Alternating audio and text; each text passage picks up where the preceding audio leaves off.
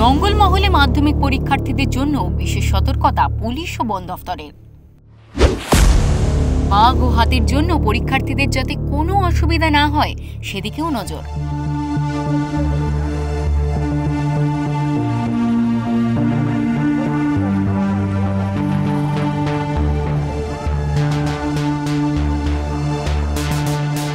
রাজ্য জুড়ে শুরু হয়েছে মাধ্যমিক পরীক্ষা।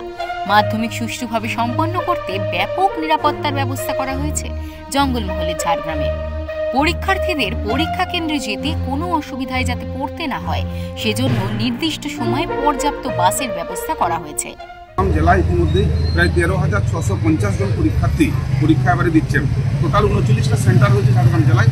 এই সেন্টারে আমরা দেখেছি যে 6,404 জন যেখানে ছেলে, সেখানে 7,246 জন মেয়ে পরীক্ষার্থী রয়েছে। তবে রাজ্যের অন্যান্য এলাকার সঙ্গে জঙ্গলমহলের পরীক্ষার্থীদের অন্য একটি সমস্যাও রয়েছে।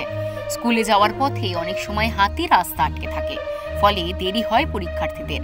পাশাপাশি ঝাড়গ্রামের বিভিন্ন এলাকায় বাঘের উপদ্রব বেড়েছে।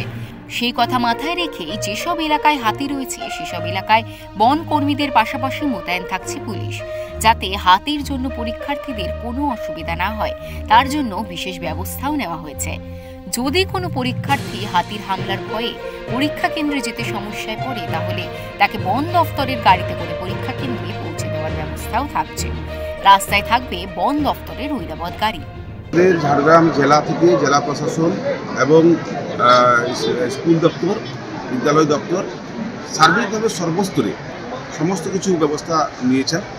ইতিমধ্যে আমরা জানি জঙ্গলমহলে যেটা সবথেকে বড় সমস্যা, যেটা চ্যালেঞ্জ, বিশেষ করে বনাঞ্চল যে জায়গায় রয়েছে, গতবারে যে হাতির সমস্যা হয়েছিল সেটাকে নিয়েও বিশেষ যাতে সমস্যা তৈরি না হয় বন দপ্তর বিশেষ উদ্যোগ গ্রহণ করেছেন।